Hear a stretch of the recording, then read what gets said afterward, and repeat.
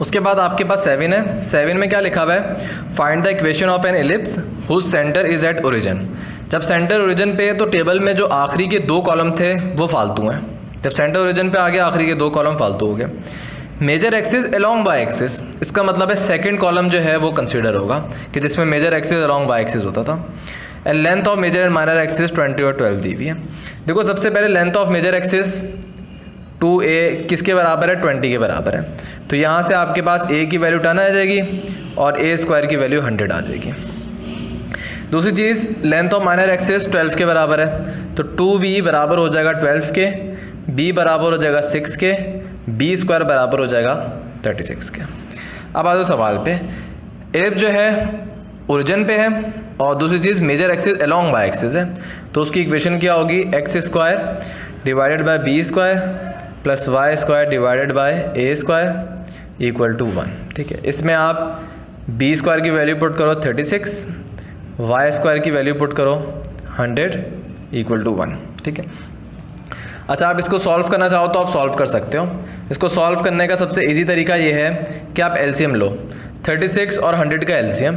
देखो 36 को अगर आप पूरा डिवाइड करते जाओ ना तो 360, 720 और 900, इनका आप एलसीएम निकाल लेना, 900 के बराबर आएगा। ठीक है, और 36 को अगर आप 900 से डिवाइड करोगे तो 25, हाँ 25 आएगा और ये 25 एक्स स्क्वायर। अब यार ये एलसीएम और ये सब चीज़ें करना तो अब मैं नहीं सिखाऊंगा आप लोगों को, आप लोग उनको देख लेना। ये 9y स्क्वायर और इक्वल टू 1 हो जाएगा। सिंप्लीफाई करो, 25 X square plus 9y square equal to 900 को 1 से मल्टीप्लाई कर दो, तो ये आपके पास एलिप्स की इक्वेशन आ जाएगी। इसका एक मुश्किल वाला तरीका ये होगा कि आप इन सब इक्वेशन को ना सॉल्व करना और मतलब वो छोड़ दो, वो मुश्किल ही होगा क्योंकि किस किस को आप चेक करोगे। फिर 8 में लिखा हुआ है eccentricity of a rectangular hyperbola. याद रखना जो रेक्टेंगुलर हाइपरबोला होता है ऐसा हाइपरबोला जिसमें एसिम्प्टोट परपेंडिकुलर है और उस हाइपरबोला में a बराबर हो b के, उसको हम रेक्टेंगुलर हाइपरबोला बोलते हैं। उसकी इसेंट्रिसिटी √2 के बराबर होती है। ठीक है, और ये प्रूव भी मैंने करवाया हुआ था अपने वीडियोज़ में, वो आप देख लेना। तो ऑप्शन नंबर बी जो है वो करेक्ट होगा। फिर लिखा हुआ है एक इक्वेशन गिवन है X square divided by B square minus X square, sorry लिखा हुआ है Y square divided by B square minus X square divided by A square equal to 1। लिखा हुआ है is the hyperbola hyperbola conjugate to. वो बोल रहे हैं कि ये हाइपरबोला जो है ये किस हाइपरबोला का कॉन्जुगेट है। ठीक है, देखो कॉन्जुगेट हाइपरबोला निकालने की शॉर्ट ट्रिक ये है कि जो आपके पास हाइपरबोला गिवन है, अगर आपने इसका कॉन्जुगेट हाइपरबोला निकालना है तो आप क्या करो, इस इक्वेशन को माइनस से मल्टीप्लाई करवा दो, मतलब लेफ्ट हैंड साइड पे, राइट हैंड साइड पे नहीं करवा देना। ये शॉर्ट ट्रिक है, मतलब ये इसमें ये ना समझो आप मल्टीप्लाई बोथ साइड हम कर रहे हैं, वो वाला सीन नहीं है। ये मैं शॉर्ट ट्रिक बता रहा हूँ कि आप लेफ्ट हैंड साइड को माइनस से मल्टीप्लाई कर दो, तो ये वाली टर्म हो जाएगी माइनस और ये वाली टर्म हो जाएगी पॉजिटिव। तो ये जो आपके पास हाइपरबोला आया अरेंज कर लो, ये हाइपरबोला है जो गिवन हाइपरबोला उसका कॉन्जुगेट है। तो ये वाला हाइपरबोला और ये वाला हाइपरबोला ये एक दूसरे के कॉन्जुगेट हाइपरबोला है। इसका कॉन्जुगेट ये है, इसका कॉन्जुगेट ये है। ठीक है, दोनों तरीके से आप बोल सकते हो। तो ऑप्शन नंबर ए जो है वो करेक्ट होगा, X square divided by A square minus Y square divide by B square equal to 1। अच्छा जी, उसके बाद करना ये है आपको कि सबसे पहले तो हमें जूम करना है। ठीक है, उसके बाद देखो लिखा हुआ है the equation of tangent to the hyperbola at point 4,2। देखो याद रखना किसी भी कर्व की इक्वेशन हो, चाहे वो हाइपरबोला हो, एलिप्स हो, पैराबोला हो, कुछ भी हो, सर्किल हो, कुछ भी हो, अगर उस पर आपने किसी पॉइंट पर टेंजेंट निकालना है तो प्रोसेस यार सब में सेम रहेगा। इसमें आया सवाल तो चलो मैं बता देता हूँ, वरना कोई नई चीज़ नहीं है जो मैं आप लोगों को बताऊँ। ये कर्व की इक्वेशन गिवन है और ये पॉइंट गिवन है। इस पॉइंट पे आपको टेंजेंट लाइन की इक्वेशन निकालनी है।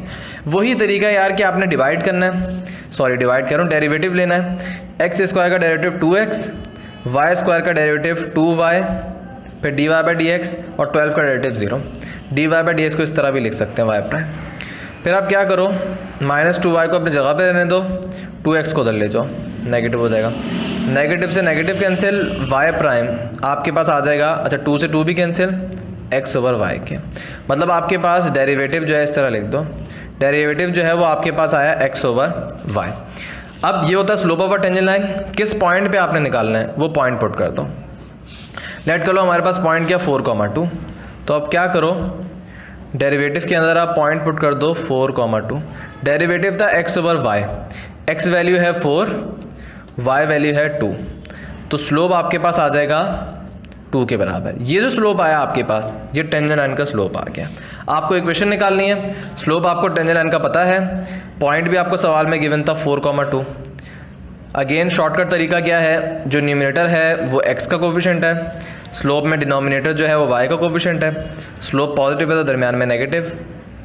4 पुट करो, यहाँ पे 8 आ जाएगा -2, तो इक्वेशन आपके पास आ जाएगी 2x माइनस वाई। ठीक है, ये 6 है, इधर आके नेगेटिव हो जाएगा। ठीक है, तो ये आपके पास आ जाएगी equation 2x minus Y minus 6। तो ऑप्शन नंबर ए जो है वो करेक्ट हो जाएगा। उसके बाद 11 में लिखा हुआ है इक्वेशन ऑफ एन एलिप्स। अच्छा, इक्वेशन ऑफ एन एलिप्स आपको गिवन है, the equation of is directrices. आपको इसके डायरेक्ट्रिसेस की इक्वेशन निकालनी है।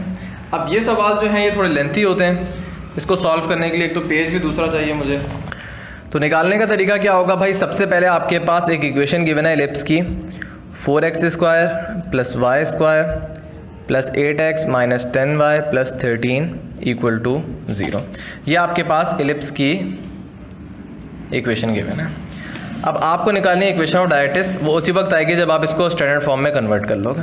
स्टैंडर्ड फॉर्म में कन्वर्ट करने का तरीका ये है कि x² वाले टर्म एक साथ लिखो और y² वाले टर्म एक साथ लिखो, और जो कांस्टेंट टर्म है उसको आप अभी ना भेजो, वैसे ही लिख दो आप अभी। उसके बाद आप कंप्लीटिंग स्क्वायर की टेक्निक इस्तेमाल करो। वो क्या होती है कि सबसे पहले x² का कोफिशिएंट 1 होना चाहिए। 1 कैसे करोगे, 4 कॉमन ले लो, और यहाँ तो पहली कॉमन लिया भाई है, मतलब y² ही है, तो यहाँ छेड़ने की ज़रूरत नहीं है। फिर आप क्या करो, x² प्लस 2x, x का कोफिशिएंट जो है उसको 2 से डिवाइड करो, 2 को 2 से डिवाइड करोगे 1 आएगा, 1 का स्क्वायर ऐड करवा दो, 1 का स्क्वायर सब्ट्रैक्ट करवा दो। सेम काम यहाँ भी यही करोगे। -10 को 2 से डिवाइड करो, -5 आएगा, -5 का स्क्वायर ऐड करवाओ, -5 का स्क्वायर सब्ट्रैक्ट करवाओ। ठीक है, अब ये 3 टर्म जो हैं ये तो फॉर्मूला बन जाएगा x प्लस 1 का होल स्क्वायर, ये -1 अपनी जगह पे लिख दो। इसी तरह ये 3 टर्म जो हैं इससे फॉर्मूला बन जाएगा y माइनस 5 का होल स्क्वायर, -25 अपनी जगह पे आ गया, प्लस 13 अपनी जगह पे आ गया। ये 4 जो है इन दोनों से मल्टीप्लाई होगा, तो ये हो जाएगा 4x प्लस 1 का होल स्क्वायर, ये 1 से मल्टीप्लाई हो गया -4, बाकी चीज़ें जो हैं ये एज इट इज़ आप लिख दोगे। ठीक है, अच्छा ये आप खुद करोगे ना तो हार्डली, अगर आपकी प्रैक्टिस है 2 मिनट लगेंगे आपको, मैं बता रहा हूँ। ये समझाने में आपको देर लगती है, आपकी कैलकुलेशन इतनी फास्ट होनी चाहिए, क्योंकि कुछ MCQs बहुत छोटे, जैसे वाला MCQs था, इसमें आपको 5 सेकंड लगेंगे। क्यों भाई, सवाल पढ़ना है आपने, आपको पता है रूट 2 होती है। ठीक है, तो अच्छे बच्चों को ये होता है कि किसी भाई MCQs में उनका टाइम बच गया, किसी में ज़्यादा लग गया, at the and balance out हो जाता है। अगर आपकी तैयारी अच्छी है आपको टाइम का मसला नहीं होता, स्पेशली एनईटी में। अच्छा, अब आप क्या करोगे, जो कांस्टेंट हैं उनको आप एक तो ऐड सब्ट्रैक्ट करवाओ और उधर भेज दो। -4 -25 -29 और 13 क्या होगा, -16। हाँ, -25 ये हो जाएगा -12 हाँ -16 तो जाके पॉजिटिव 16 हो जाएगा, और यहाँ पे आपके पास ये बचा हुआ है। ठीक है, अब आपको पता है राइट हैंड साइड पे एलिप्स में 1 होता है, तो आप पूरी इक्वेशन को 16 से डिवाइड कर दो, तो फाइनल फॉर्म इसकी ये वाली आ जाएगी। अब ये करने में आपको 1.5 मिनट से ज़्यादा नहीं लगना चाहिए, अगर आपकी तैयारी अच्छी है। जल्दी जल्दी आप कैलकुलेशन करो। उसके बाद जब आप इस फॉर्म में कन्वर्ट कर लो तो इसको कंपेयर करो, x माइनस h का whole square divided by a square, y minus k का whole square divided by b square equal to 1। ठीक है, मैंने यूनिवर्सिटी का अपना मिड टर्म दिया था, उसमें मेरा रोल नंबर लिखा है। बहरहाल पेज हम ज़ाया नहीं होने देते ना यार, पेज ज़ाया करने के पहले दरख्त कट रहे हैं हमारे मुल्क में, मतलब सब में ही पेज बनाने के लिए दरख्त कटते ही हैं। बहरहाल आपको यहाँ पे निकालना था इक्वेशन ऑफ डायरेक्ट्रिसेस। हाँ देखो, सबसे पहले आपको ये पहचानना है कि ये एलिप्स जो है इसका एक्सिस जो है वो मतलब क्या है। अगर आप गौर से देखो तो ये वाला केस जो है मैंने इसको डिफरेंट कर दिया है, इसको b स्क्वायर और इसको a स्क्वायर करो। कैसे, देखो जो बड़ा डिनोमिनेटर है वो a स्क्वायर होता है, तो बड़ा ये है और किसके नीचे, y वाले टर्म के नीचे, तो ये वाली फॉर्म मैंने इक्वेशन कंसिडर की। छोटा बी स्क्वायर होता है x के नीचे, तो मैंने ये वो वाली मतलब ये वो वाली मैंने जो स्टैंडर्ड फॉर्म है वो कंसिडर की है। तो यहाँ से आपको a, h, k इन सब की वैल्यूज तो मिल जाएंगी। सबसे पहले आपने ये देख लिया कि इसका एक्सिस जो है वो पैरेलल टू y एक्सिस है, ये चीज़ आपको समझ आ गई। अब आप टेबल देखना, जो मैंने टेबल लिखवाए हुए थे उसमें पैरेलल टू y एक्सिस जो आखिरी कॉलम था उसमें अगर आप देखोगे तो आपको नज़र आएगा कि इक्वेशन ऑफ डायरेक्ट्रिक्स क्या है, y माइनस के प्लस माइनस ए ओवर ई। ये आपको डायरेक्ट्रिक्स की इक्वेशन नज़र आएंगी। अब इसमें आपको के ए ई निकालना है। के कैसे निकलेगा, के आपको देखने में लग रहा है के की वैल्यू यहाँ से क्या नज़र आ रही है 5, के तो 5 हो गया। ए स्क्वायर 16 है, ए क्या हो जाएगा 4 हो जाएगा, ये भी मसला हल। ई क्या होता है, ई होता है सी ओवर ए। सी कैसे निकलेगा, देखो सी होता है ए स्क्वायर माइनस बी स्क्वायर। ए स्क्वायर है 16, बी स्क्वायर है 4, 16 माइनस 4 12। सी स्क्वायर बराबर होगा 12 के, सी बराबर हो जाएगा रूट 12 के। प्लस माइनस भी आएगा लेकिन पॉजिटिव कंसीडर कर रहे हैं। तो इसेंट्रिसिटी क्या होगी, सी ओवर ए मतलब रूट 12 डिवाइडेड बाई ए क्या है आपके पास 4 है। ठीक, जब ये वैल्यूज आ जाए आप पुट कर दो। वाई माइनस के क्या है 5 प्लस माइनस ए क्या है 4 divided by root 12 divided by 4। ठीक है, ये 4 चला जाएगा ऊपर तो हो जाएगा प्लस माइनस 16 ओवर रूट 12। तो इक्वेशन में देख लेता हूँ इन्होंने सिंप्लीफाई की भी है, ये लिखी हुई है। हाँ, इन्होंने सिंप्लीफाई किया हुआ है। ये वाला ऑप्शन है ठीक, लेकिन उन्होंने 8 रूट 3 लिखा हुआ है। कैसे लिखा हुआ मैं आपको बताता हूँ। आपका आंसर अभी तक क्या आया हुआ है, y minus 5 equal to plus minus 16 over root 12। देखो रूट 12 जो है इसको एक तरीका लिखने का क्या होता है, रूट 12 जो होता है इसको लिखने का तरीका होता है, अगर रूट 12 आप कैलकुलेटर में लिखो तो आंसर वो आपको देगा 2 रूट 3। ठीक है, 2 से कैंसिल करो, ऊपर 8 बचेगा। ठीक है, अब आप क्या करो, इसको रूट 3 से मल्टीप्लाई डिवाइड कर दो। हाँ, तो फिर ऑप्शन तो ये वाला नहीं होगा, 2 भी आना चाहिए इसके नीचे। बहरहाल देखते हैं हम। फिर रूट 12 जो होता है आप कैलकुलेटर से वेरीफाई कर सकते हो, 2 रूट 3 आपके पास आंसर आएगा। उसके बाद आप क्या करो, रूट 3 से मल्टीप्लाई डिवाइड करो। ठीक है, तो ऊपर हो जाएगा आपके पास रूट 3 को 8 से मल्टीप्लाई करो तो ये हो जाएगा 8 रूट 3, और रूट 3 को रूट 3 से मल्टीप्लाई करो 3। तो देखो इन्होंने ऑप्शन में डिवाइडेड बाई 3 मिस कर दिए। ये 8 रूट 3 तो है लेकिन ये डिवाइडेड बाई 3 होगा, तब ये आंसर करेक्ट होगा, वरना आंसर करेक्ट नहीं होगा। 2 आंसर है, यहाँ तो आप इस तरह भी लिख सकते हो y minus 5 equal to plus minus 8 over root 3, लेकिन अगर आप रैशनलाइज करोगे तो आपके पास आएगा प्लस माइनस 8 रूट 3 ओवर 3। ठीक है, ये ऑप्शन करेक्ट होगा। आप इधर डिवाइड बाई 3 कर देना, ऑप्शन नंबर बी करेक्ट हो जाएगा। उसके बाद आप आ जाओ 12 पे। 12 पे क्या लिखा हुआ है, x y equal to 1 represent. याद रखना ये जो कर्व है आपके पास एक्स वाई इक्वल टू 1, ये आपके पास एक रेक्टेंगुलर हाइपरबोला है, और अगर आप इसको ड्रॉ करोगे तो आपकी डायग्राम कुछ इस तरह बनेगी। ठीक है, ये आपको लिमिट वाले चैप्टर में भी मिल जाएगा, मुझे एग्जैक्ट पेज नंबर और याद नहीं किस टॉपिक में, लेकिन शुरू में आपको मिल जाएगा इस टाइप का curve x y equal to 1। इसको ज़्यादातर इस तरह लिखते हैं y equal to 1 over x, एक ही बात है। तो ये आपके पास रेक्टेंगुलर हाइपरबोला होता है क्योंकि ये दोनों एसिम्प्टोड जो हैं ये आपस में 90 डिग्री बना रहे हैं। ठीक है, तो एक्स वाई इक्वल टू 1 बड़ा मशहूर रेक्टेंगुलर हाइपरबोला है, तो hyperbola of rectangular type, option number A correct है। फिर आपसे पूछा एसेंट्रिसिटी ऑफ एलिप्स। यार ये मुश्किल नहीं है, हमने पहला सवाल यही किया था। आप इसको स्टैंडर्ड फॉर्म में कन्वर्ट करना, सी और ए की वैल्यू निकालना, जो हमने 1 में किया था। -36 उधर ले जाओ, बिल्कुल वही वाला सवाल बन जाएगा जो ये है।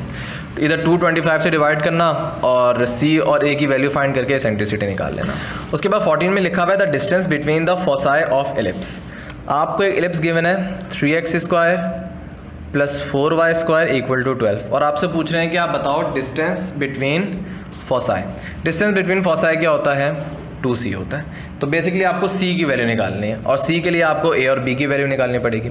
इस इक्वेशन को आप डिवाइड बाय 12 कर दो तो आपके पास ये आ जाएगा। ठीक है, अब जो बड़ी चीज़ होती है वो a स्क्वायर है, और जो छोटी चीज़ है वो b स्क्वायर है। अच्छा, यहाँ से c स्क्वायर निकालो, c स्क्वायर होता है a square minus b square मतलब 4 माइनस 3। c स्क्वायर आपके पास 1 आ जाएगा, और c आपके पास प्लस माइनस 1 है। ठीक है, अब आपको डिस्टेंस बिटवीन फोसाई निकालना है। डिस्टेंस हमेशा पॉजिटिव होता है, तो अब c की पॉजिटिव वाली वैल्यू कंसीडर करो। डिस्टेंस बिटवीन फोसाई 2c होता है, c की वैल्यू 1 है, तो आंसर 2 × 1 मतलब 2 ही आ रहा होगा आपके पास। तो ऑप्शन नंबर सी जो है वो करेक्ट हो जाएगा।